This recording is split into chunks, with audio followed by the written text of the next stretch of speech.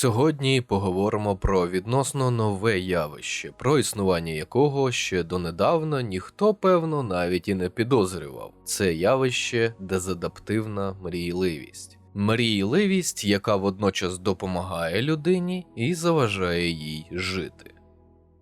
Що таке дезадаптивна мрійливість? Її ознаки.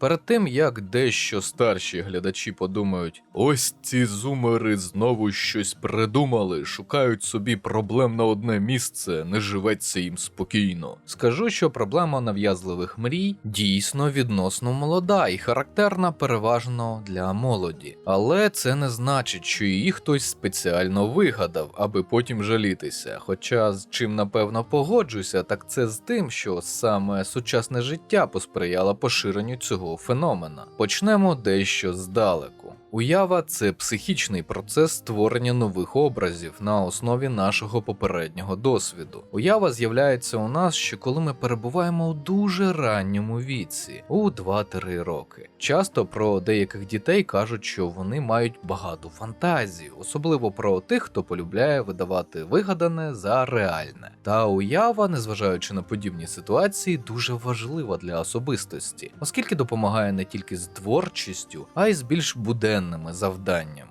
Знаходженням нестандартних рішень, розумінням креслень, абстрактним мисленням, плануванням. Саме уява допомагає малим дітям вчитися граючи. Гарна фантазія – запорука успіху в багатьох творчих професіях і хобі. Але фантазування, на жаль, буває й певною мірою патологічним. Сьогодні говоримо саме про один з таких випадків. Мрії чи марення – це уявлення людиною певних подій, як реальних, так і фантастичних. Тож, дезадаптивна мрійливість або нав'язливі мрії – не тільки причина того, що деяким людям ніколи не буває нудно. Концепція цього явища порівняно нова і малодослідження.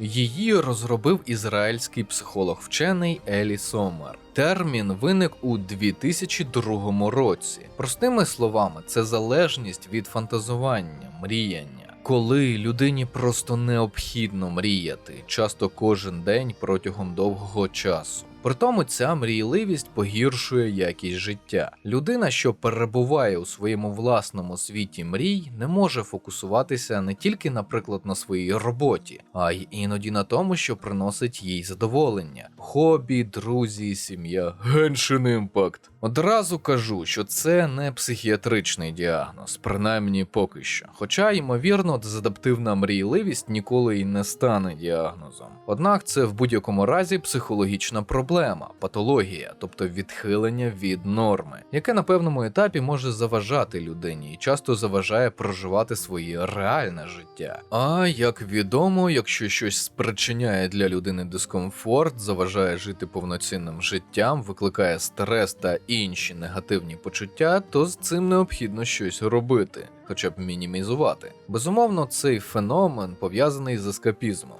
Він же захисний механізм психіки, втеча від реальності. Саме це і характеризує нав'язливу мрійливість, мабуть, найбільше – втеча від реальності. Ось у нас і досі багато людей вважає відеоігри нездоровим проведенням часу. Мовляв, геймери – це зло. А захоплення книгами, читанням часто тільки заохочується, хоча інколи воно може займати навіть більше умовного вільного часу людини. До того ж і перше, і друге хобі часто і густо – це занурення в інші світи, які нам створили талановиті, інколи не дуже талановиті люди, тобто той самий ескапізм.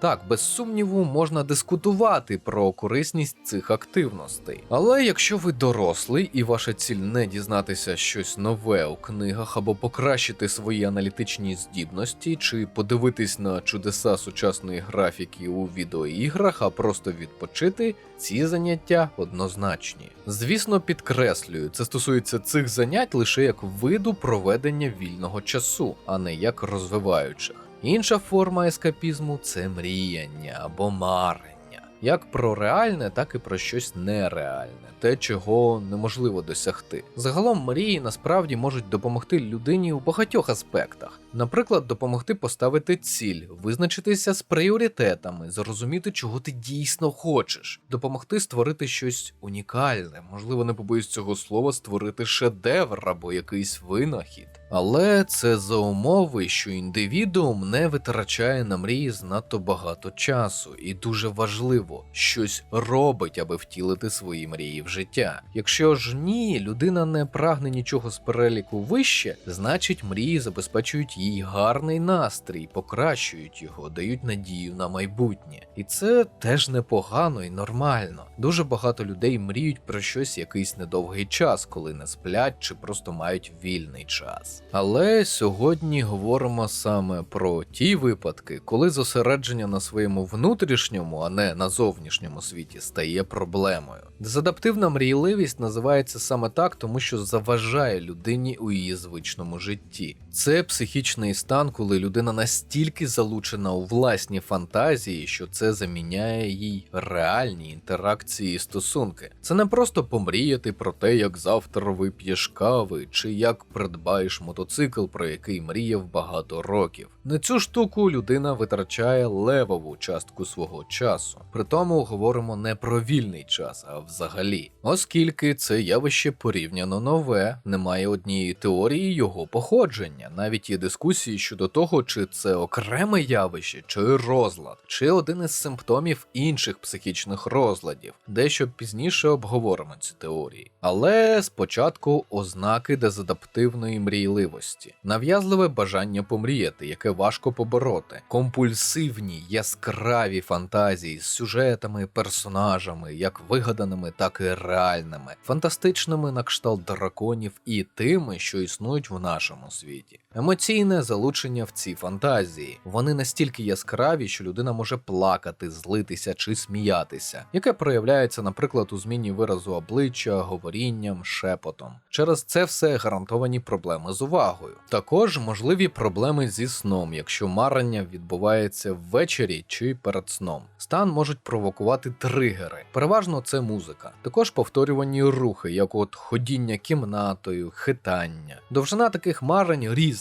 від хвилин до годин. Через те, що цей стан поки що недостатньо досліджений, важко сказати, яка кількість хвилин ще не вважається понаднормовою. Ну, бо ж норма ще не встановлена. Думаю, ви зрозуміли. Притому людина розуміє, що це все відбувається в її голові, не справжнє. Тобто це абсолютно точно не галюцинації. Людина навіть може продовжувати свої фантазії з того місця, де закінчила минулого разу. Якщо, наприклад, її перервали, чи вона сама зупинилася. Це все викликає стрес і проблеми з повноцінним функціонуванням як частини суспільства. Трудності у міжособистісних відносинах. Ну і в такому стані, навіть незважаючи на те, що особа розуміє, що це не по-справжньому, вона може ворушити губами, розмовляти вголос тощо. Звучить дивно, чи не так? Але маємо те, що маємо. Повертаємося до теорій і можливих причин. Найперше і, певно, найбільш важливе те, що й досі відбуваються дискусії, чи це самостійне явище, діагноз, чи просто симптом іншого розладу або навіть розладів. Це відбувається через те, що вже існують докази того, що дезадаптивне мріяння часто є у людей, що мають інші розлади. Тобто підтверджено високу коморбідність цього стану. Більше 50% людей мають симптоми інших розладів. Найчастіше дезадаптивна мрійливість може бути одночасно з рдугом. До речі, у нас нещодавно вийшло відео про цей розлад на каналі. Тривожним, посттравматичним стресовим, дисоціативними розладами. Однієї думки щодо походження дезадаптивної мрійливості поки що немає через, по-перше, недостатнє дослідження явища, по-друге, через те, що навіть те, що є, все ще не вказує на першопричину. У випадку, коли є коморбідність, тобто мрійливість і ще якийсь із вище зазначених розладів, незрозуміло, що є першопричиною цього явища. Розлад чи саме мріяння. Компульсивність – риса, яка дуже характерна для цього стану.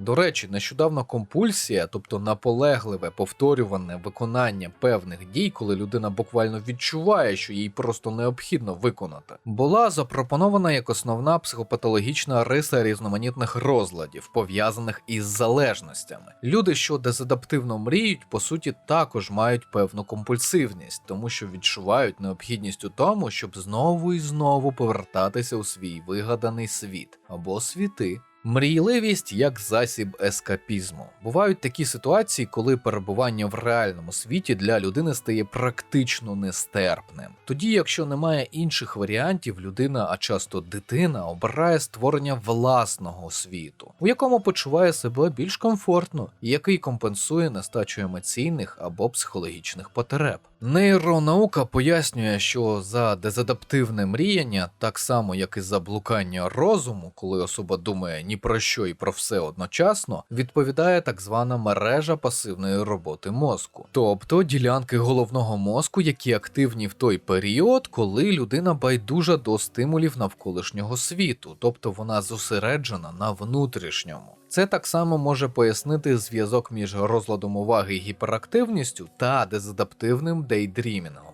Мрійливість як захисний механізм психіки. Ті, хто рухаються в течії славнозвісного психоаналізу, припускають, що дезадаптивна мрійливість – це черговий захисний механізм, що має на меті зменшити внутрішній конфлікт людини, так само, як і її конфлікт із зовнішнім світом. І в лапках обирають цей механізм тоді, коли не залишається інших варіантів, які можуть допомогти людині захистити себе психологічно. Часто говорять про те, що дезадаптивна мрійливість виникає ще у дитячому віці, коли дитина з різних причин починає використовувати свою фантазію не тільки для ігор і звичайного мріяння, а для того, щоб закрити якісь свої психологічні потреби через те саме придумування сюжетів, фантастичних ситуацій. Це, зокрема, такий своєрідний вияв дисоціації, проживання певних складних моментів якби зі сторони, не в реальності. Аж до того, що у вигаданому світі все складається і людина долає труднощі. І реальні проблеми перестають її так сильно турбувати. Бо ж вона вже все подолала. Звичайно, це спрощено і це зазвичай тимчасове явище. Надмірна мрійливість у дитячому віці часто пов'язана саме з психологічними травмами, з посттравматичним стресовим розладом. А це і про психологічну травму війни, і про травму втрати близького родича, і про нещасні випадки. Діти – найбільш незахищена соціальна категорія. Про це майже навіть не говорять. Діти найбільше страждають від системного пригноблення. Звісно, не лише вони, але...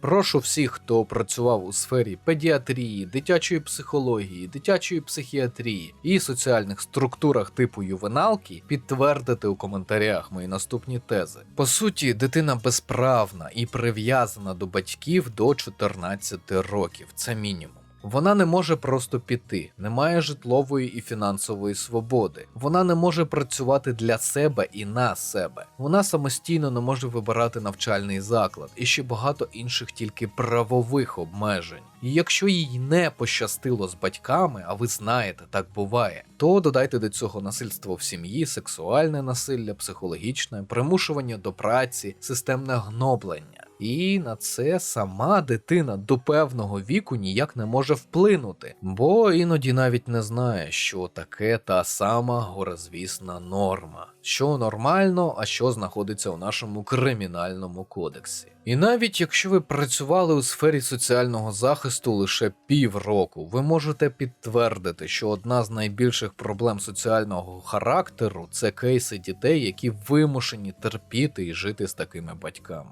Тому так, не дивно, що діти в подібних ситуаціях інколи віддають перевагу дезадаптивному мріянню, як єдиному способу боротися зі своїми психологічними травмами. Отже, люди, які постійно мріють, у такий спосіб створюють собі звичку. І з цим пов'язана ще одна теорія про те, що так дорослі люди чи діти покращують свій стан тут і зараз. Однак, якщо говорити про перспективу, є ризик у тому, що ця звичка перетвориться на залежність, таку як лудоманія чи ігрова залежність, але не з такими наслідками, звісно. Така залежність від звички мріяти полягає в тому, що навіть не у стресових ситуаціях, коли все спокійно і взагалі взагалі життя налагоджується, людина однаково відчуває необхідність, жагу, гостру потребу помріяти. Тобто це вже не стратегія копінгу, подолання життєвих негаразд, а психологічна залежність, якщо спрощувати. Як колись вже згадував, питання існування суто психологічної залежності наразі все ще дискутивне. А втім, у будь-якому разі, говорячи про дезадаптивну мрійливість, можна використати словосполучення адиктивна поведінка. Тобто така поведінка, коли людина вдається до певних дій, так, це не завжди про вживання психоактивних речовин, які змінюють психічний стан і можуть викликати якийсь із видів залежності. Згідно з цим припущенням, з дезадаптивною мрійливістю корелюються певні особливості адиктивної поведінки, як от потреба в тому, аби періодично мріяти, так звана толерантність, коли людина збільшує кількість часу свого мріяння, або абсолютно перестає контролювати проведений за цим заняттям час. Інші інтереси здаються вже не такими цікавими.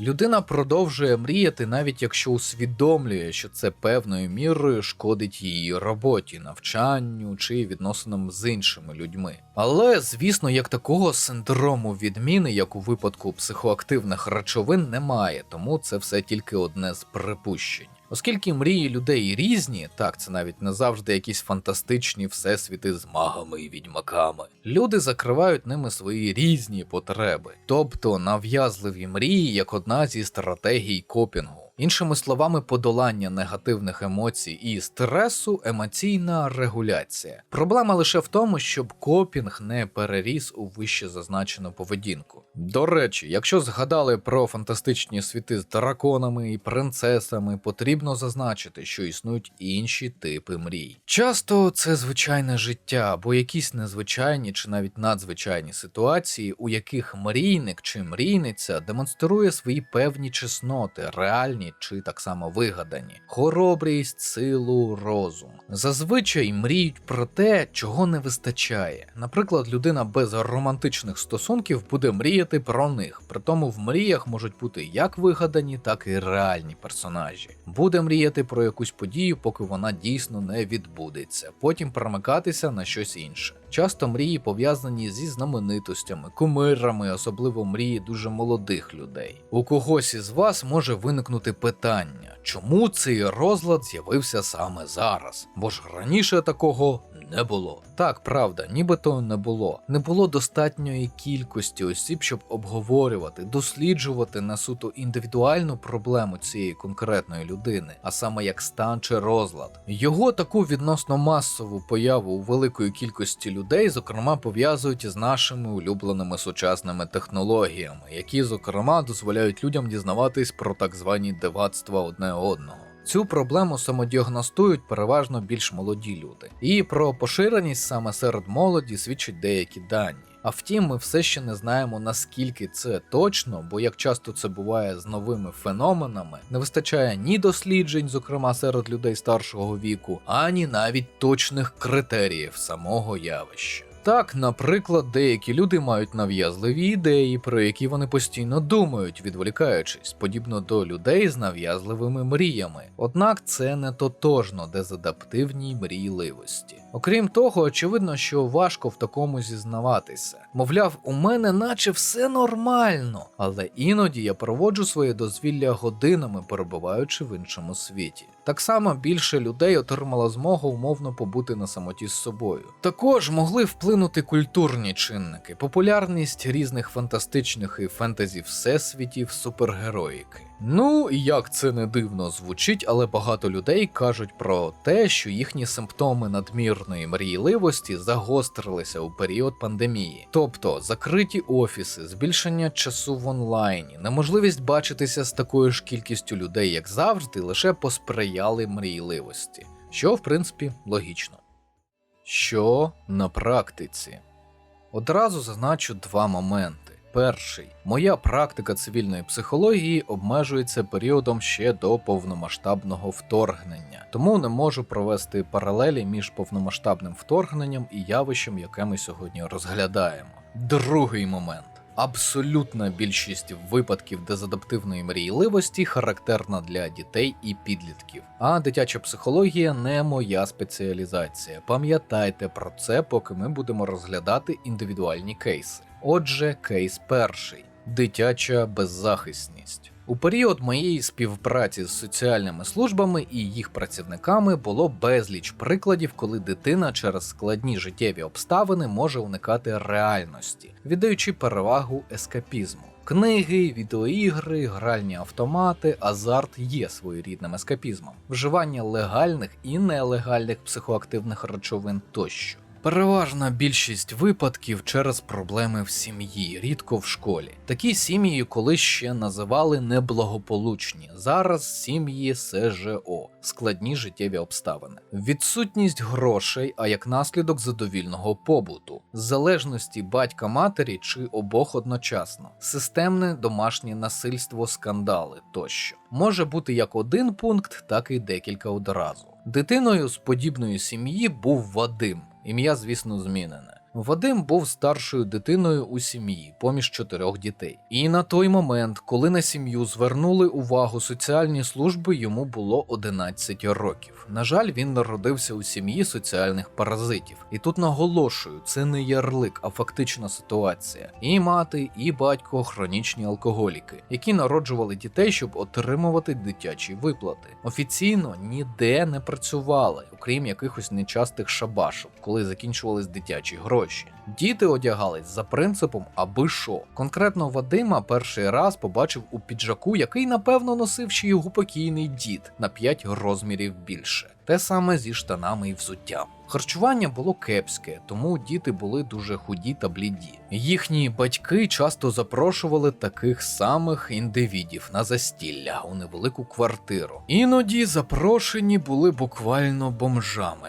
У дітей були блохи і воші. Час від часу через несплату квартиру відключали від електрики, газопостачання і води. У п'яному стані батьки і запрошені могли виявляти до дітей агресію або навіть щось гірше. Ви прекрасно розумієте, про що я. Через це все у дітей були як соматичні психологічні проблеми, так і соціальні. Вадима часто цькували і булили в школі за неохайний вигляд, запах, стару одежу, відсутність смартфона, загальну пригніченість і відставання від шкільної програми. Як виявилось згодом, Вадим не завжди був пригніченим і закритим. Раніше хлопець намагався говорити з батьками, захищати молодших дітей від агресії, заборонити батькам запрошувати додому сторонніх осіб, але це все було марно.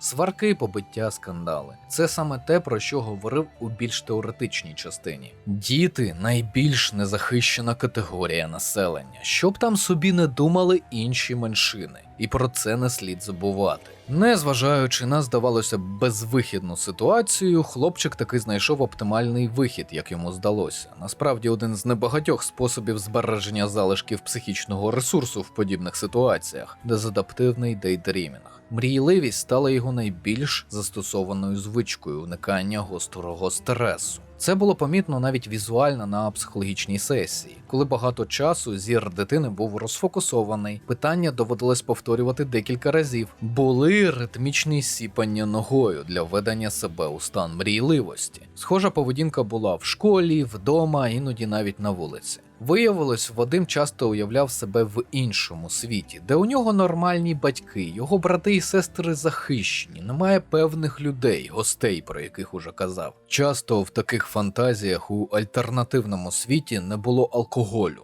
його не придумали чи він був заборонений. Іноді фантазування було про майбутнє, коли він мріяв годинами про свою власну сім'ю, був успішним, мав власний будинок і смартфон. Як і згадувалось вище, дезадаптивна мрійливість – це часто не про принцес, лицарів, фентезі чи фантастику. Для дітей це нерідко такий самий світ, як наш, але з певними корективами того, що взагалі спонукало їх обрати стан мрійливості. Отакий от парадокс. Останній раз, коли чув про Вадима, справи покращувалися. Батьків налякали вилученням дітей, вони обидва лікувалися, перестали пити. Щонайменше раз на тиждень до них ходив соціальний працівник і нагадував, що буде, якщо вони не будуть виконувати свої батьківські обов'язки. Діти безкоштовно ходили до психолога, але, звісно, психологічні травми просто так не минуть. Невідомо лише те, як це все позначиться на його психологічному здоров'ї в майбутньому. Можемо тільки сподіватися на те, що мінімально.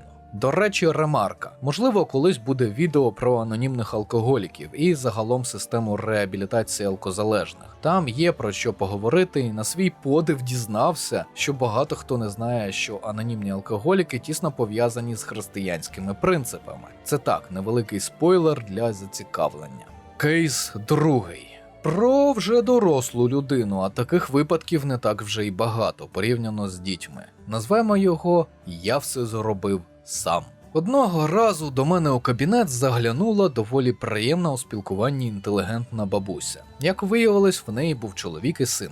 Вони з чоловіком були на пенсії, а до того працювали в якомусь науково-дослідному інституті. Заробляли небагато, але свого часу вони отримали непогану квартиру. Пенсія була невелика, однак на життя вистачало. Якщо б не одне але. Їх уже дорослий син був абсолютно відірваний від реальності, так що вони не розуміли, коли він каже правду, а коли вигадки. Почалося все у пізньому підлітковому віці. Мати не була впевнена, що вплинуло на появу вищезгаданої поведінки, але згадала дуже гостру реакцію її сина на відмову дівчини з ним зустрічатись. Через нібито їхню незаможність, невеликі статки. Це призвело до істерики. Можливо, у той час мрійливість, яка до того мала епізодичний звичайний характер, перетворилася на дезадаптивну. Він вигадував собі інших батьків, олігархів, інший фінансовий стан, друзів, знаменитостей тощо. Коли хтось чи щось спонукало його згадати, що в реальності все не так, відбувалася істерика. А коли батьки вже вийшли на пенсію, ставалося навіть домашнє насильство над ними, через що одного разу його батько потрапив у травматологію. І тому, власне, інтелігентна бабуся, мати мрійника, і прийшла на безкоштовну консультацію. Що старше ставав хлопець, то більше істерик було, і більше він вимагав від батьків, які не могли йому не допомагати. Гроші витрачав на оренду квартири, яку називав своєю, на клуби, тусовки і соціальний статус. Вигадане намагався видати за реальне. Так було втрачено те, що батьки відкладали на чорний день. А потім пішли мікрокредити, кредити, позики у знайомих під розписки на частку власності у квартирі. Якось батьки таки змогли віддавати хоча б ті позики, що він брав у банках, але щоразу ставало все тяжче. Усі розмови з сином сходили на те, що він знайде кращу роботу, ніж та, що в нього тоді була. І він стверджував, що ходив на співбесіди і от-от буде заробляти великі гроші і вже все на мазі. Але ніяких співбесід не було. Вони були тільки в його вигаданому світі, у який і це важливо, бо насправді зовсім не характерно для дезадаптивної мрійливості, він щиро вірив. І це наводить на думку про те, що це кейс не лише про одну дезадаптивну мрійливість. Усі скандали закінчувались криками сина на кшталт «Я досяг всього сам, а ви заздрите. І взагалі це моя квартира, ви тут тимчасово проживаєте з мого дозволу». Чи був у хлопця якийсь психічний розлад? Точно не скажу, бо бачив його лише один раз півгодини після того, як його мати місяць вмовляла його взагалі прийти. З того, що точно можна сказати, він дійсно вірив у вигадану альтернативну реальність, де він був успішним молодим чоловіком із купою знайомств, безлічу статків і успішними родичами. Саме родичами, бо батьків він не згадував, усунувши їх із фантазії. Можливо, через їхні постійні нагадування про реальність. Після цього, певно, вам буде цікаво, як подолати дезадаптивну мрійливість. Єдиного варіанта дій поки що немає. Бажано розібратися з першопричиною, тим, що спричинило це явище, дізнатись про те, чи є інші розлади. Це розуміння допоможе вам безпосередньо боротися вже з проблемою надмірного мріяння. Слід пам'ятати про те, що робота з подоланням такої мрійливості має бути системною. Навіть якщо людина вже твердо вирішила, що ось це все, більше ніякої мрійливості. Будь-який навіть найменший стрес може спровокувати рецидив. І про це слід пам'ятати і контролювати. Можна виділити собі певну кількість часу, наприклад, на тиждень, коли ви можете помріяти, але не більше встановленого часу. Можна максимально зменшити кількість часу, коли у вас взагалі є час не помріяти. Тобто, наприклад, розробити собі режим дня і все розписати. Висновки. Ми ще дуже мало знаємо про дезадаптивну мрійливість, бо це прояв нашої соціальної еволюції. Нині завдяки технічним надбанням цивілізації люди певних регіонів можуть виживати, не докладаючи таких зусиль, як у минулому. Деколи взагалі можуть навіть уникати соціуму, жити завдяки соціальним програмам чи родичам. Вже про це не раз йшлося в різних відео. Статистика психічних розладів і психологічних проблем впевнено зростає серед населення планети, як у абсолютних, так і у відносних показниках. Ми можемо дозволити собі годувати тих, хто не працює і не може подбати про себе сам. І насамперед це ті, хто отримав інвалідність, зокрема через психічні розлади. Це просто факт розвитку суспільства, напрямок, у якому намагаються розвиватися більш цивілізовані країни. Добре це чи погано, наскільки добре це виходить, зовсім інші питання. Впевнений, що далі людство буде розвивати свої технології, якщо, звісно, буде, розвиток соціальних інститутів, то більше будуть виникати нові явища сфери психології, навіть психіатрії, про які раніше ніхто не знав або не здогадувався, бо свідомість людини складна і певною мірою тендітна система. Ми не можемо знати, як вона буде реагувати на майбутні явища, винаходи, не схожі на минулі. Теоретично, можливо, й можемо, але практика не завжди збігається з теорією. Наприклад, зараз можемо лише припускати, як на ментальний стан людини буде впливати народження і формування на інших планетах, наприклад, з іншою гравітацією. Бо поки що є лише теорії про фізичні відмінності, а про ментальні мало хто говорить. Тому висновок дуже простий. Нам треба постійно і безперервно вивчати свою психіку і психологію. Це дасть навіть не нам, а нашим потомкам перевагу їх життєдіяльності, а як наслідок збільшить шанси нашого виду на виживання. Принаймні так я це бачу. А на цьому будемо завершувати. Канал вашої нібіріанської ящерки також можна підтримати за посиланнями в описі. На вибір 3 варіанти на ваш смак: Patreon, BuyMeACoffee та Donate.ua. Потім розрахуюсь з вами класичними матеріалами про кризову і військову психологію з оглядами і розборами відеоігр. Звичайно, українською. Нагадую, що всі патрони мають можливість поставити запитання у коментарях під відео на Патреоні та в особистих повідомленнях. Ці питання обов'язково побачу і відповім у межах своєї компетенції. А ці поважні пані та пани вже підтримали канал. Шана та дяка. Підтримуйте україномовний YouTube. Вірте в ЗСУ. Все буде Україна.